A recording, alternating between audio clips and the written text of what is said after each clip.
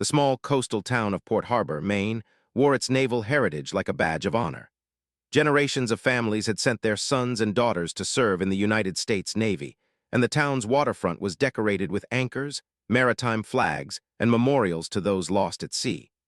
It was the kind of place where retired admirals and fresh-faced recruits might share a coffee at the local diner, connected by the invisible bond of naval service.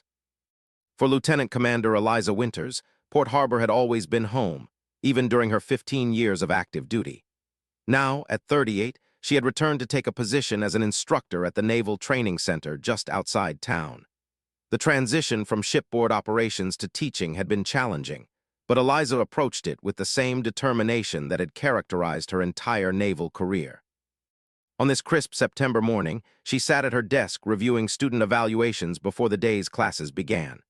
The training center specialized in advanced navigation and tactical operations, preparing officers for deployment on the Navy's most sophisticated vessels. As one of the few female instructors, particularly in tactical operations, Eliza was accustomed to being scrutinized more closely than her male colleagues. A knock at her office door interrupted her concentration. "Enter," she called, not looking up immediately. "Good morning, Lieutenant Commander," came a deep voice that made Eliza's head snap up in recognition. Commander James Harrington stood in her doorway, his 6'2" frame nearly filling it. At 43, Harrington had the weathered good looks of a career naval officer and a reputation as one of the most demanding instructors at the center. He was also, Eliza knew, one of the most traditional, a man who had made his opinions about women in combat roles quite clear over the years. "Commander Harrington," she acknowledged, standing as protocol demanded, "what can I do for you?" Harrington stepped into her office, glancing around at the modest space with its neatly organized bookshelves and the single photograph on her desk, Eliza in her flight suit beside an FA-18 Super Hornet. Before her teaching assignment, she had been one of the Navy's elite fighter pilots, with 3 deployments to combat zones. "Admiral Crawford will be visiting the center next week," Harrington said without preamble. "He's conducting a review of training protocols, particularly the tactical operations curriculum." Eliza maintained a neutral expression despite the flutter of concern in her stomach. Admiral William Crawford was a legendary figure in naval aviation, known for his exacting standards and traditional views. His visit represented both an opportunity and a challenge for the center, and for her personally. "I see," she replied evenly. "And how does this affect my department?" "The Admiral has specifically requested a demonstration of our tactical training simulations," Harrington continued. "As head of the Tactical Operations Department, you'll be expected to brief him on your curriculum and run the demonstration." There it was, the challenge laid bare. Eliza would be front and center during the highest-profile visit the center had seen in years. "Of course, Commander. I'll prepare a comprehensive briefing and simulation scenario." Harrington hesitated, then added, "Crawford is old-school Navy, Winters. He values tradition and chain of command. This visit is important for the center's funding and reputation." The implication was clear. Don't rock the boat, don't challenge the Admiral's preconceptions, don't be too female. "I understand, sir," Eliza responded, her voice cooling slightly. "I've been briefing admirals since I was a lieutenant. I know the protocol." Something flickered in Harrington's eyes, perhaps surprise at her directness, perhaps irritation. "Good. The planning meeting is at 1400 hours today. Have a preliminary outline ready." He turned to leave, then paused. "And Winters, remember that this is about the center, not personal agendas." After he left, Eliza sat back down, taking a deep breath to center herself. 15 years in the Navy had taught her to recognize the subtle warnings in Harrington's words. The suggestion that she might prioritize some personal agenda was just another version of what she'd heard throughout her career.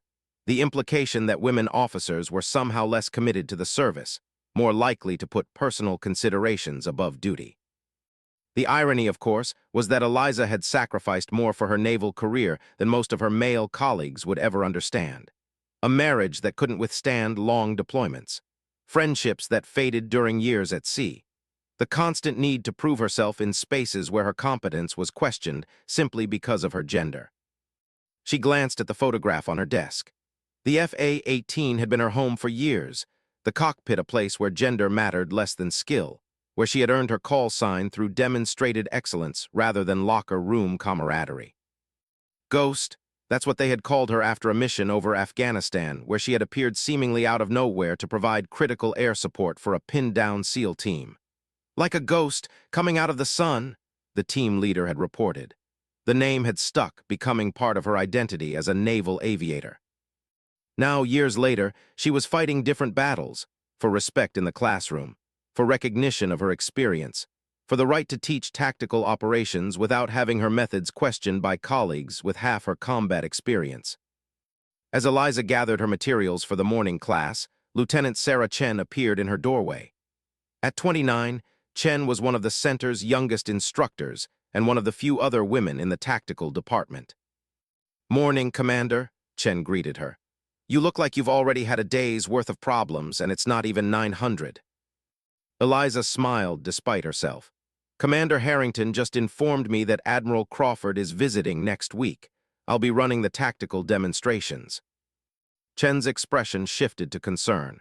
"Crawford, isn't he the one who testified against expanding women's roles in naval aviation back in the day?" "The very same," Eliza confirmed. "Apparently, he's reviewing our curriculum, which means reviewing me." "Well, he'll have nothing to criticize," Chen said loyally. "You're the most qualified instructor in the department, regardless of gender." "Tell that to Harrington," Eliza replied, gathering her tablet and notes. "He all but warned me not to push my female agenda during the Admiral's visit." Chen rolled her eyes. "What exactly do they think that agenda is? Equal treatment, crazy notion." They walked together toward the classrooms, their footsteps echoing in the polished hallway.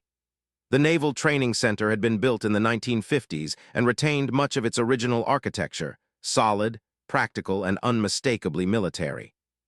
"The planning meeting is at 1400, Eliza said. "I'd like you there as my second. We need to develop a simulation scenario that showcases our training methods while staying within Crawford's comfort zone." "Threading that needle will be interesting," Chen observed. "But if anyone can do it, it's you, Ghost." The use of her call sign, rare in their current setting, reminded Eliza of who she was beyond the classroom, a combat-proven naval aviator with hundreds of missions under her belt. Whatever challenges Admiral Crawford's visit might bring, she had faced worse and prevailed. As they reached the classroom where 20 officers waited for their morning tactical instruction, Eliza straightened her uniform and stepped through the door with the confidence that had carried her through a distinguished career. Let Harrington worry about traditions and comfort zones. She would focus on what she did best, preparing the next generation of naval officers for the realities of modern warfare. What she couldn't know as she began that morning's lecture was that Admiral Crawford's visit would unearth secrets long buried in naval history. Secrets that would challenge everything she thought she knew about her own family's military legacy and her place in the Navy's complex tradition. The planning meeting for Admiral Crawford's visit filled the main conference room at the training center. Commander Harrington presided at the head of the table, flanked by the department heads who would participate in the Admiral's tour. Eliza and Lieutenant Chen sat midway down the table, their materials neatly arranged before them. "Admiral Crawford will be with us for approximately 6 hours next Wednesday," Harrington began, his voice carrying the authority of someone accustomed to command. "His primary focus is our tactical training methods, particularly how we're preparing officers for the evolving threats in the South China Sea and Persian Gulf regions." He turned to the logistics officer. "Lieutenant Commander Reynolds will handle the Admiral's arrival and departure protocols. Captain Matthews will provide the overview of the center's general curriculum." Finally, his gaze settled on Eliza. "Lieutenant Commander Winters will present the tactical operations program and conduct the simulation demonstration." Eliza nodded, her expression professional despite the scrutiny she felt from several of her colleagues. At least 3 of the male instructors had applied for her position when it opened last year. Their resentment, though rarely expressed directly, manifested in subtle questioning of her methods and occasional devil's advocate challenges during department meetings. "For those who haven't met Admiral Crawford," Harrington continued, "he's one of the Navy's most distinguished aviation officers. His experience includes Vietnam-era combat operations and command of the USS Nimitz Battle Group during Desert Storm. He currently serves on the Naval Operations Review Board and has significant influence over training protocols and resource allocation." The message was clear: impress Crawford and the center would benefit. Disappoint him and funding could dry up. Lieutenant Commander Winters, Harrington said, please outline your planned presentation and simulation scenario. Eliza activated the room's display screen, bringing up her proposal. Admiral Crawford's background is primarily in carrier operations, so I've designed a scenario that showcases our integrated approach to tactical decision-making in a carrier battle group context. She walked the group through her plan, a briefing on current tactical training methods, followed by a live simulation where instructor teams would demonstrate both traditional and newer approaches to threat response. The scenario would involve a realistic situation in contested waters, requiring coordination between air, surface, and submarine assets. The simulation will demonstrate how we're building on established naval doctrine while incorporating lessons from recent deployments, Eliza explained. It illustrates the evolution of tactical thinking without suggesting that traditional methods are obsolete. Commander Harrington studied the proposal with a critical eye. This seems comprehensive, but I'm concerned about the emphasis on newer methodologies. Admiral Crawford is known to value proven approaches over theoretical innovations. Eliza had anticipated this objection. The simulation presents both approaches side by side, sir. It demonstrates respect for naval tradition while acknowledging the changing nature of maritime threats. I believe it strikes the right balance. Captain Matthews, a 50-something career officer with a perpetually skeptical expression, spoke up. The Admiral may question the practical combat experience behind these newer methodologies. Who will address those questions? The implied criticism was obvious to everyone in the room. Matthews was questioning whether Eliza had the combat credibility to defend tactical innovations to someone of Crawford's stature. I'll address any questions about combat applications, Eliza replied evenly. My experience includes 3 combat deployments with Strike Fighter Squadron 41, including over 200 combat sorties in support of operations in Afghanistan and Iraq. She maintained eye contact with Matthews, whose expression remained doubtful. With respect, Commander, naval aviation has changed significantly since the Admiral's active service. He may be more receptive to perspectives from officers whose experience aligns more closely with his own. Lieutenant Chen stirred beside her, but Eliza placed a subtle hand on her arm, a signal to let the challenge pass for now. Captain Matthews raises a valid point, Harrington interjected. Perhaps we should consider having Commander Davis co-present the tactical portion. His background in carrier operations would complement your expertise, Winters. Davis was a recently arrived instructor whose combat experience was limited to a single deployment. The suggestion that he should share her presentation was transparently political, an attempt to provide a male buffer between her and the Admiral. With respect, Commander, Eliza said carefully, dividing the presentation risks creating discontinuity. As department head, I'm prepared to represent our entire tactical curriculum. Of course, Commander Davis and other instructors should be present to answer specific questions in their areas of expertise. The room fell silent, the tension palpable as Harrington considered her response. Finally, he nodded curtly.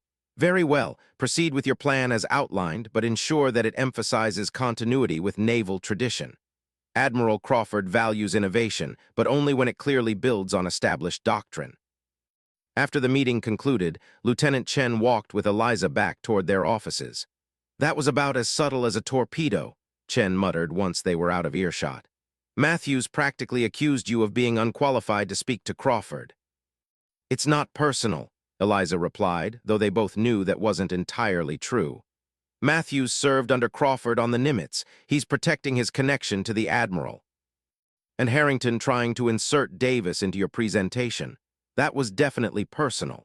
Davis has barely unpacked his office, and suddenly he's qualified to co-present on tactical operations. Eliza stopped at her office door, turning to face her colleague.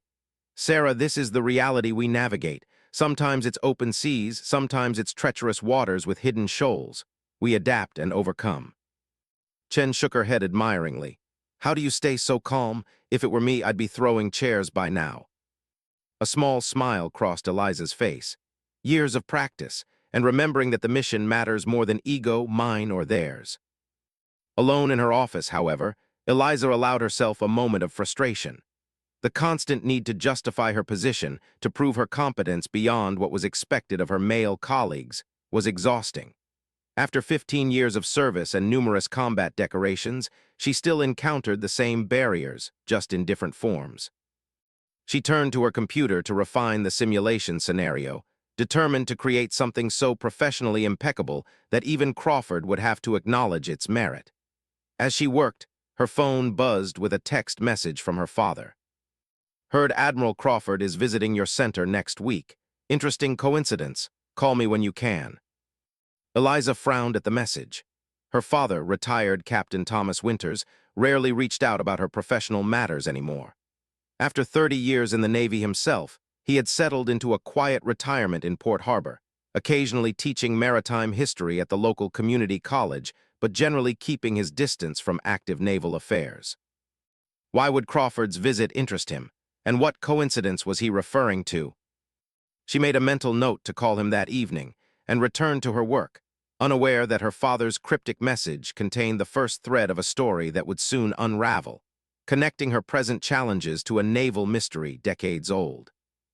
That evening, Eliza drove her modest sedan along the coastal road to her childhood home, deciding that her father's message warranted an in-person conversation rather than a phone call.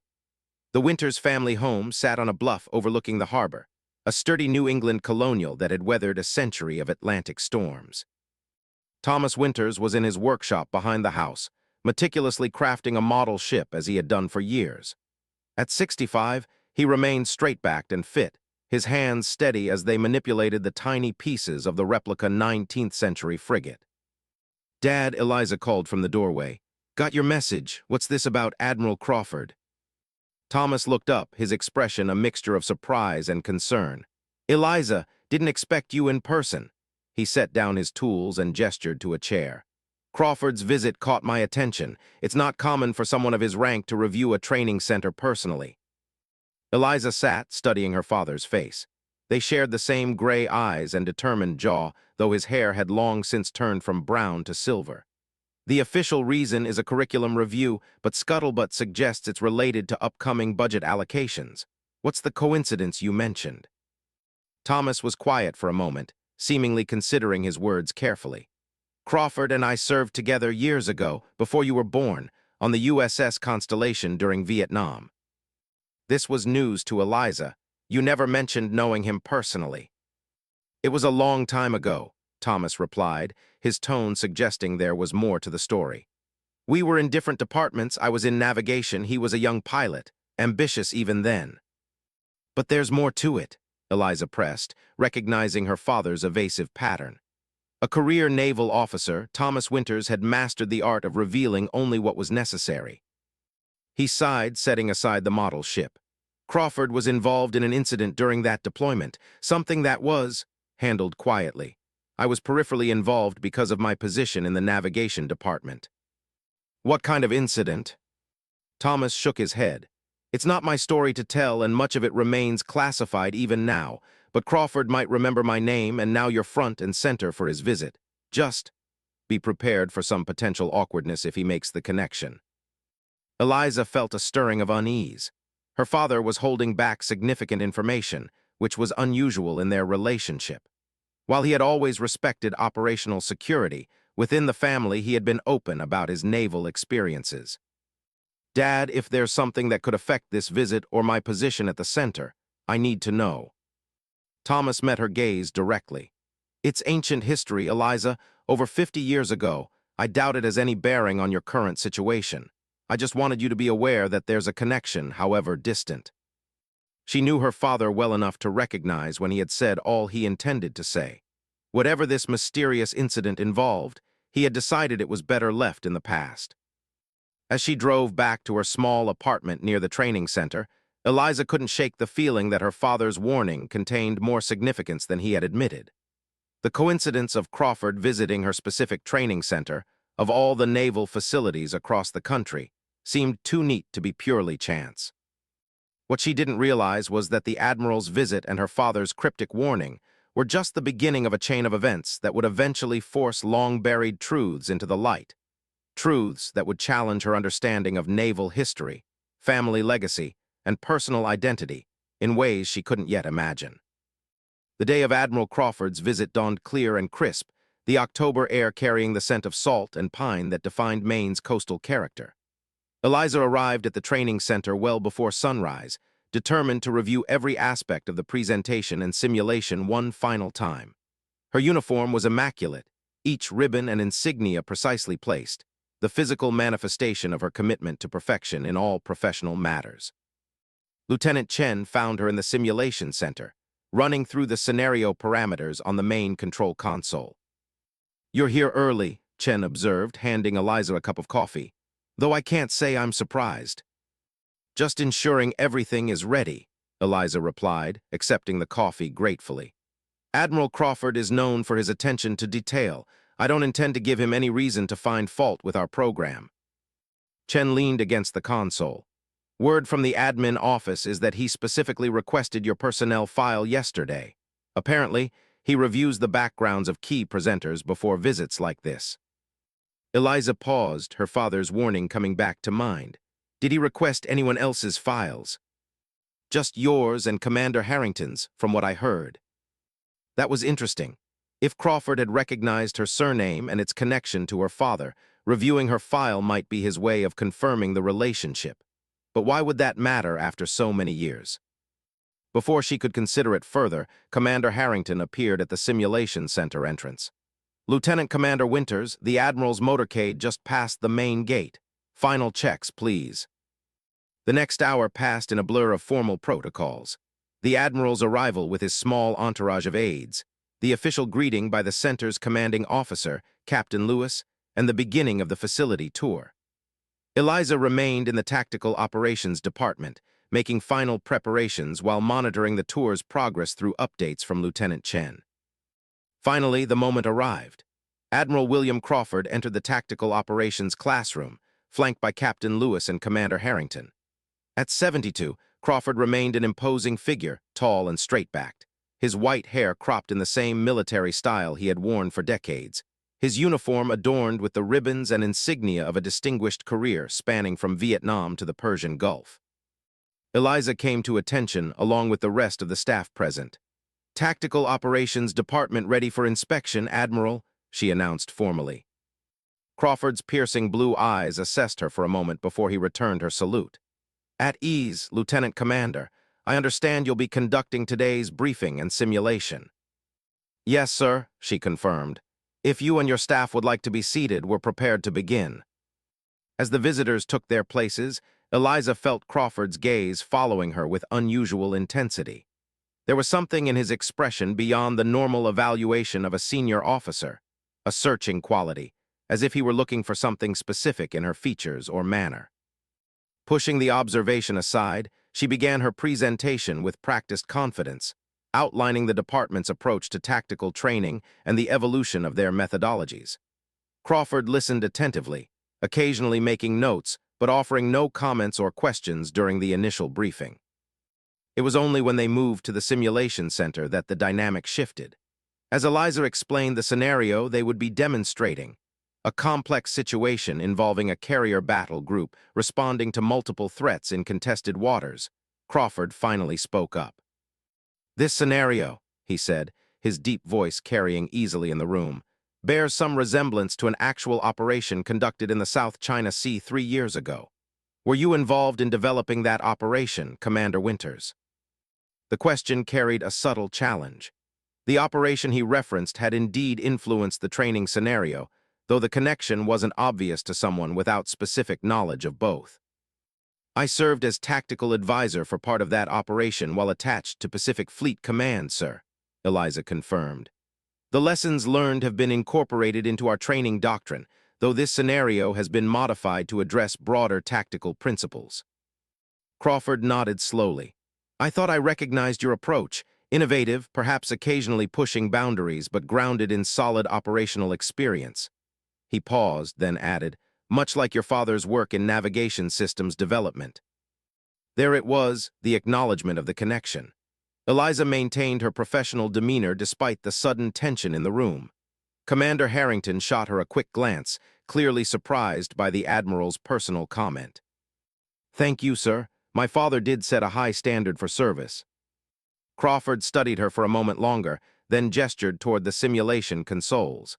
"Let's proceed with the demonstration, Commander." The simulation unfolded with the precision Eliza had insisted upon during countless rehearsals. Teams of instructors demonstrated tactical decision-making in response to evolving threats, showcasing both traditional doctrine and newer approaches developed from recent operational experiences. Throughout the exercise, Admiral Crawford observed with the analytical eye of someone who had commanded similar operations in real-world conditions. He occasionally asked pointed questions about specific tactical choices, challenging the instructors to defend their approaches. When the simulation concluded, Crawford turned to Eliza.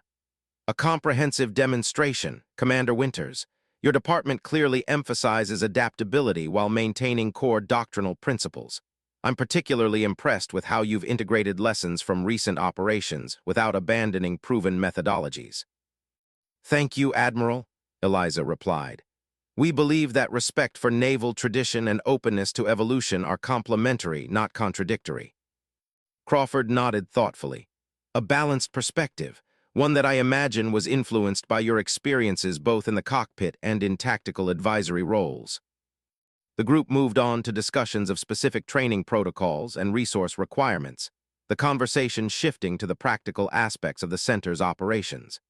Yet Eliza remained aware of Crawford's occasional glances in her direction, each carrying that same searching quality she had noticed earlier. When the formal review concluded, and the group prepared to move to the officers' mess for lunch, Crawford approached Eliza directly. "Commander Winters, a word in private before we continue." "Of course, Admiral," she responded, nodding to Commander Harrington, who hesitated briefly before leading the rest of the group toward the mess hall. When they were alone in the simulation center, Crawford's formal demeanor shifted slightly. "Your father is Thomas Winters, formerly of the USS Constellation, correct?" "Yes, sir. He retired as a captain about 10 years ago." Crawford nodded, as if confirming something to himself. "We served together, though I suspect he's told you that much. What else has he shared about our time on the Constellation?" Eliza chose her words carefully. "Very little, sir. He mentioned there was an incident during that deployment, but said it wasn't his story to tell." "Diplomatic of him," Crawford remarked, his expression unreadable. "And typical of Tom Winters, always concerned with propriety and proper channels." There was something in his tone, not quite criticism, but not respect either. A complexity that suggested the relationship between the two men had been more complicated than simple shipmates. "Sir, if I may ask, does that incident have some bearing on your visit here?" Crawford considered her for a moment. "Not officially, no, but when I saw your name on the briefing roster, I admit I was curious. The Navy can be a small world sometimes, Commander. Paths cross in unexpected ways." He glanced at his watch. "We should join the others, but before we do, your call signed during your flying days. What was it?" The question seemed oddly disconnected from their conversation, almost casual, yet Eliza sensed it carried some significance she couldn't identify. "Ghost, sir, they called me Ghost." Something flickered in Crawford's eyes, recognition perhaps, or an old memory stirred. "Ghost," he repeated, "appropriate for someone who appears where least expected." He nodded once decisively. "Thank you, Commander, shall we?" As they walked toward the mess hall, Eliza found herself increasingly puzzled by the exchange. Crawford's interest in her father and their shared history seemed personal rather than professional, yet the connection to her present role remained unclear. Lunch proceeded with the formal courtesy typical of such occasions.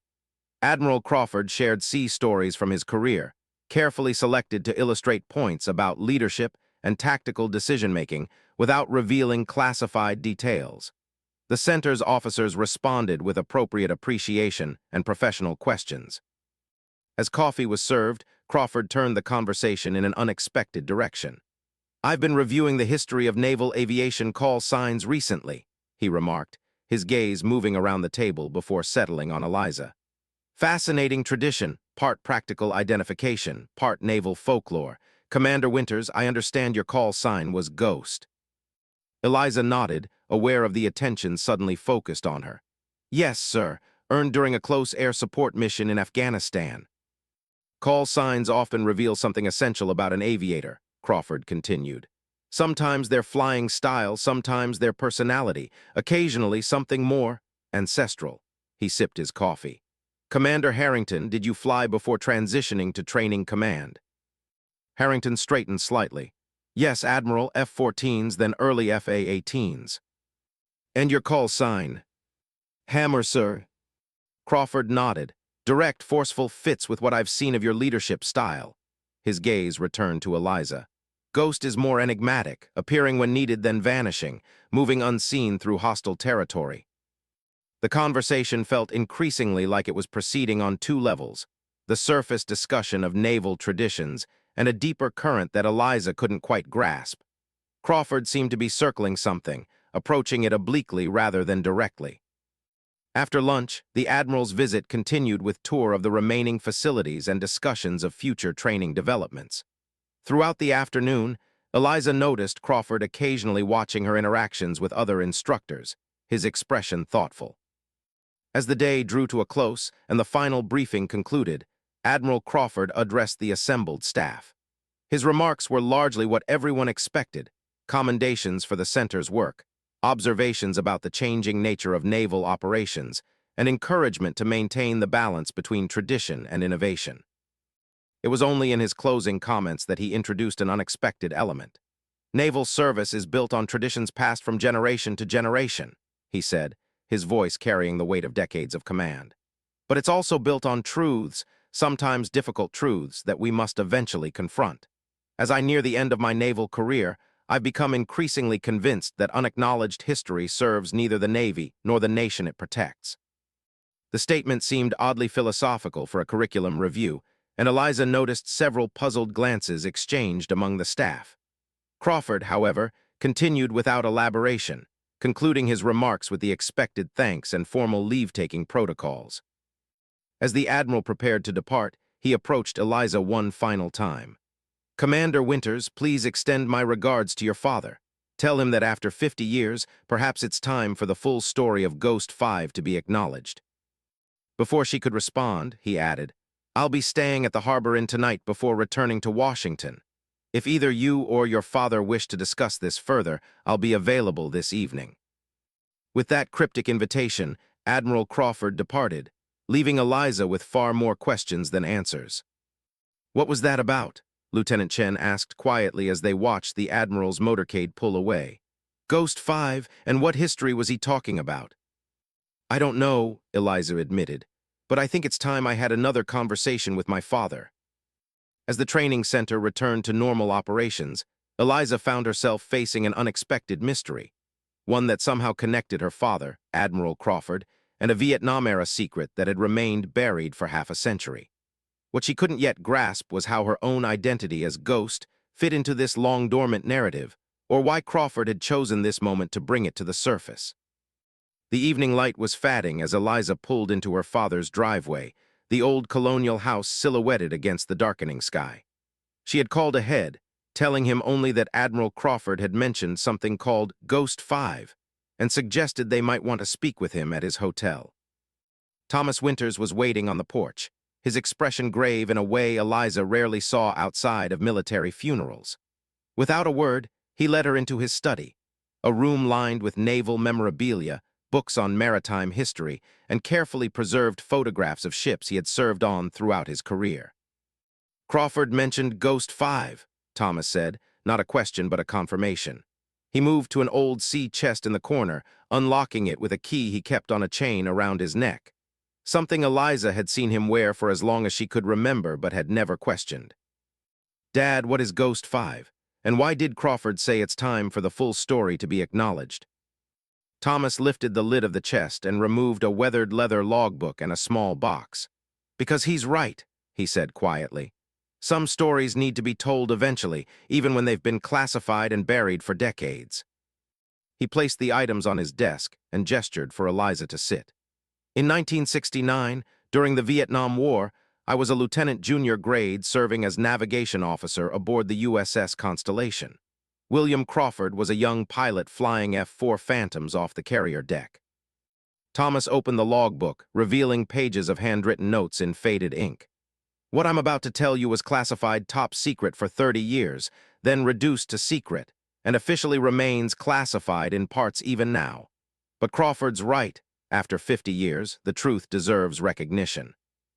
Eliza leaned forward, the naval officer in her momentarily concerned about potential security violations, but the daughter in her intensely curious about this hidden chapter of her father's service. During that deployment, the Constellation was operating in the Gulf of Tonkin, conducting airstrikes against North Vietnamese targets, Thomas continued. Among our squadron was a special detachment, 5 aircraft with pilots selected for their exceptional skills and discretion. Their missions were not included in the regular operations briefings.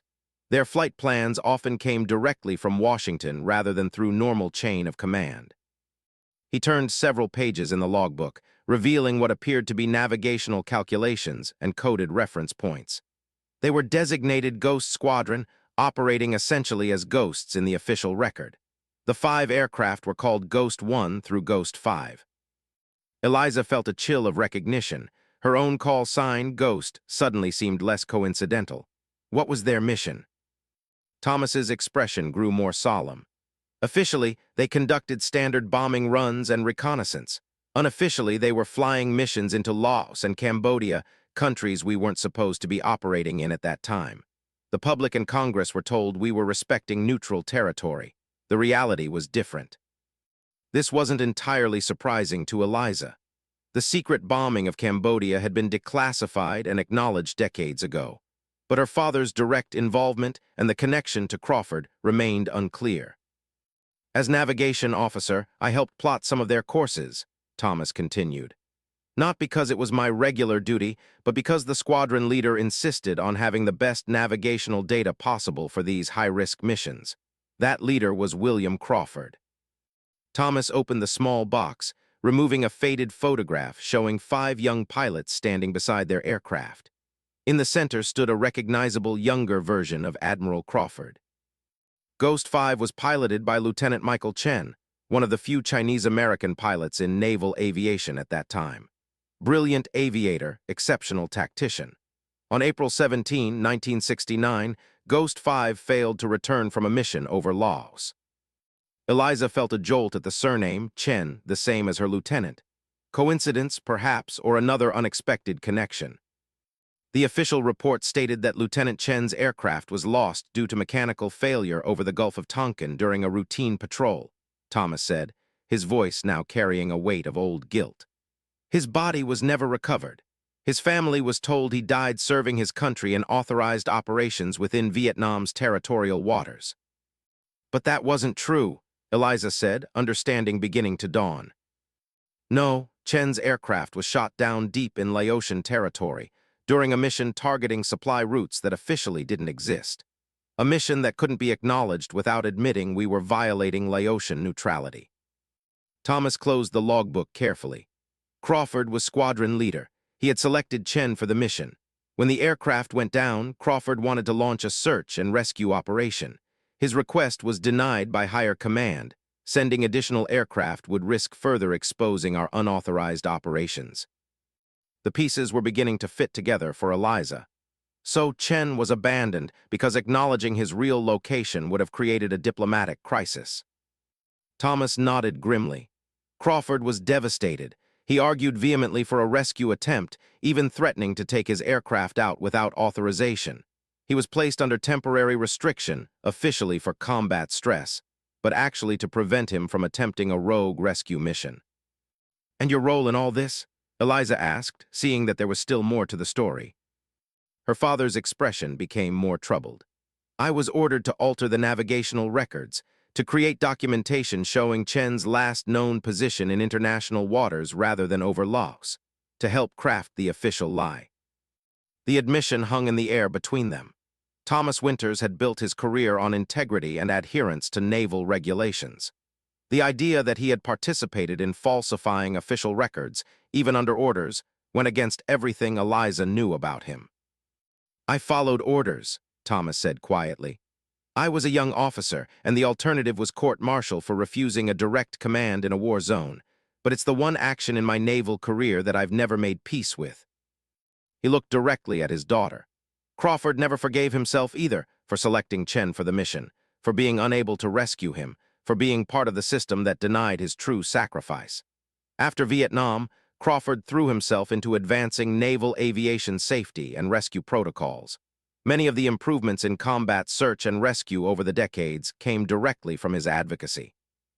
And now he wants to acknowledge the truth, Eliza said, understanding Crawford's cryptic comments about unacknowledged history. But why now? Why through us? Thomas reached for the photograph again, studying it with sad recognition. Lieutenant Sarah Chen is Michael Chen's granddaughter, isn't she? I suspected from the surname, but it's more than that. She has his eyes. Eliza sat back, stunned by the connection. Yes, that's her grandfather's name. She mentioned once that he died in Vietnam, that her family has a memorial photo of him in his flight suit. She paused as another realization hit her. She doesn't know the truth about how he died, does she? Almost certainly not. The family would have been told only what was in the official record. The full weight of the situation settled on Eliza. Crawford's visit, his interest in her, the questions about call signs, it all connected to this 50-year-old secret that intersected with her own life in unexpected ways. Crawford saw my name on the roster, recognized it from his time serving with you, she reasoned aloud. Then he discovered that Lieutenant Chen's granddaughter serves under my command, and my call sign is Ghost, the same designation as the squadron he led. Too many connections to be coincidence. Thomas nodded. He believes it's time for Michael Chen's true sacrifice to be acknowledged, for his family to know that he didn't die in some random mechanical failure, but on a mission of significant importance, demonstrating exceptional courage.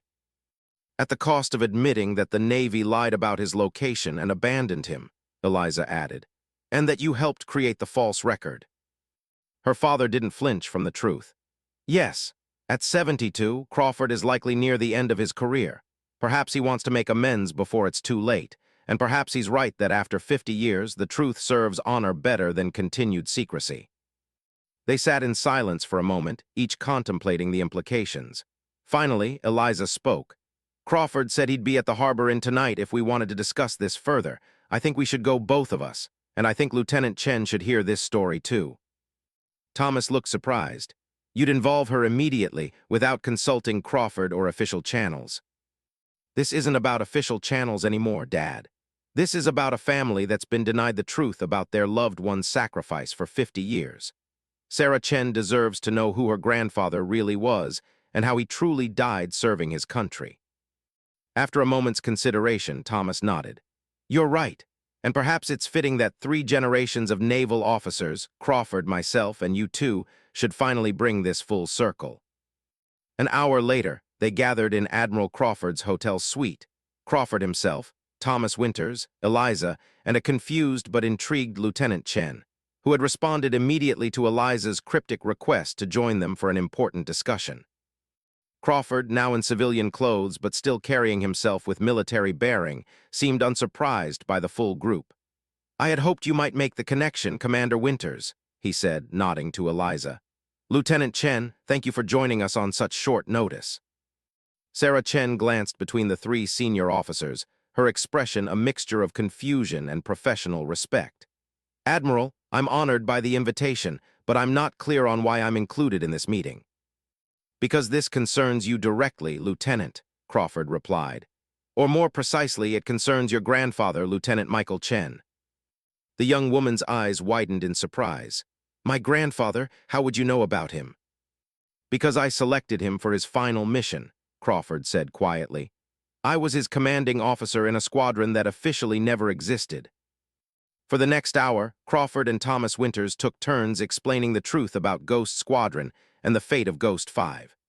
They shared the logbook entries, the photograph, and the painful details of how Michael Chen had been abandoned in Laotian territory for diplomatic and political reasons.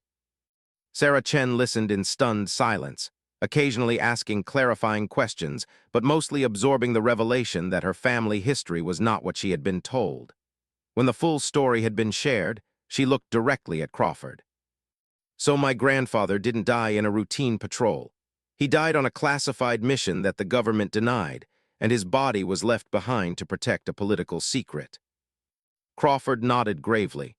That's the essence of it, yes. It was wrong then, and it remains wrong today. He deserved better from the Navy and from me as his commander. Why tell me now after 50 years? Sarah asked, her composure remarkable despite the emotional weight of the revelations.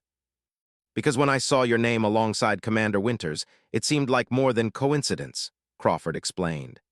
3 generations connected across time: Thomas Winters, who helped create the official record, his daughter, who unknowingly carried the ghost designation forward, and you, Michael's granddaughter, serving together. It felt like the universe was suggesting it was time for the truth to emerge.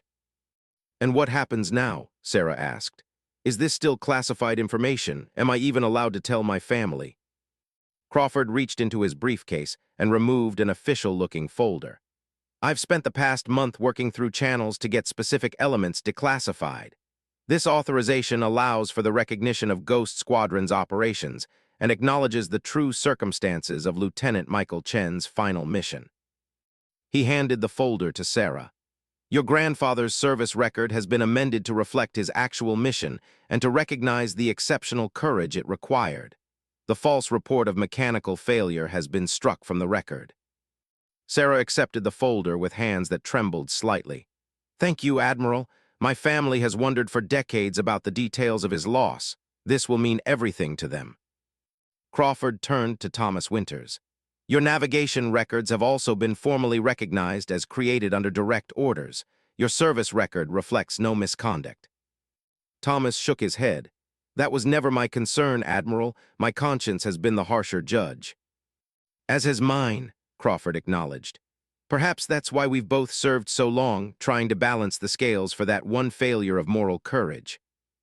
Eliza had remained largely silent during these exchanges, observing the emotional currents flowing between the 3 others, each representing a different generation's relationship to the same hidden truth. Now she spoke up. Admiral, there's still something I don't understand. My call sign, Ghost. Is it truly just coincidence? Crawford's expression softened slightly. Not entirely. When I reviewed your flight records years ago as part of a general aviation safety study, I noticed the call sign. It seemed fitting somehow, the daughter of the man who helped hide the truth about Ghost Squadron becoming a ghost herself. I may have mentioned it to someone who later served with your squadron. Naval aviation is a small community. Suggestions have a way of becoming reality. The idea that her identity as a pilot had been subtly influenced by this decades-old secret was unsettling, yet somehow appropriate. Ghosts of the past shaping the present in invisible ways. The conversation continued into the evening, moving from the specific details of Michael Chen's final mission to broader reflections on service, sacrifice, and the complex moral calculations of wartime. Sarah Chen spoke of her family's pride in her grandfather's service, even without knowing its true nature. Thomas Winters shared his decades of quiet atonement through exemplary service. Crawford revealed how the loss of Ghost 5 had shaped his subsequent career and advocacy for improved combat rescue operations. As the evening drew to a close, Admiral Crawford stood, signaling a transition to formality. Lieutenant Chen, with your permission, I would like to attend when you share this information with your family. It's long overdue for me to personally express my regrets and to honor Michael's sacrifice properly. They would be honored, Admiral, Sarah replied, standing as well.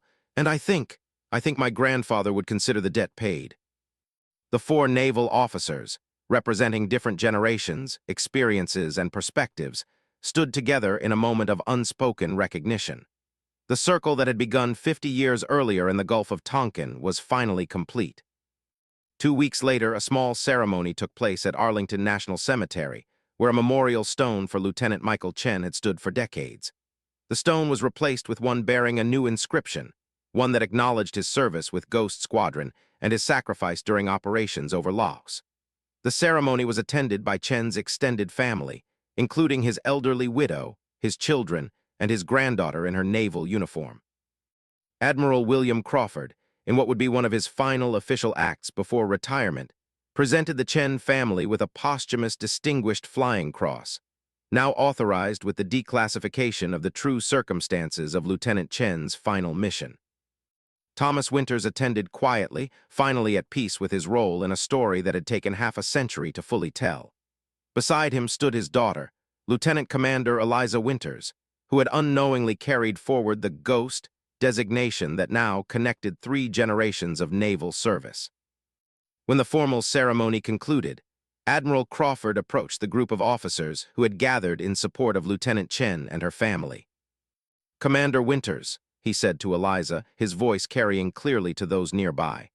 "I meant to ask you during my visit your call sign from your flying days. What was it again?" Eliza met his gaze, understanding the purpose behind this public question. "Ghost, Admiral. My call sign is Ghost." "Ghost," he repeated loud enough for the Chen family to hear. "Like your grandfather's squadron," he added, looking toward Sarah Chen. "Ghost 5. The words hung in the air, acknowledgement and homage in two simple syllables. The elderly Mrs. Chen, Michael's widow, stepped forward at the mention of the designation her husband had carried so many years ago. "Ghost 5, she said softly, the name clearly new to her ears. "That was Michael's call sign." "Yes, ma'am," Crawford confirmed. He was Ghost 5, the bravest pilot in a squadron of exceptional aviators. His courage and sacrifice helped protect his fellow pilots and ultimately contributed to bringing many Americans home safely. As the meaning of the words sank in, those gathered could see the color drain from the Admiral's face, not from shock or distress, but from the emotional weight of finally speaking a truth that had gone unacknowledged for 50 years. The call sign that had once been erased from official records was now spoken aloud at Arlington, the sacred ground where America honors its fallen defenders. In that moment of truth finally spoken, 3 generations of naval officers stood as witnesses, Crawford representing the past with its difficult choices and hidden truths, Thomas and Eliza Winters embodying the continuation of service through changing times, and Sarah Chen carrying forward her grandfather's legacy of courage and commitment. The ghost call sign, once a secret burden and then an unknowing connection, had finally become what it should have been all along, a symbol of honor, remembrance, and the enduring bonds that connect those who serve across the decades. The color might have drained from the Admiral's face as he spoke the long-hidden designation, but in doing so, he had finally restored color to a story that had remained in shadows for far too long.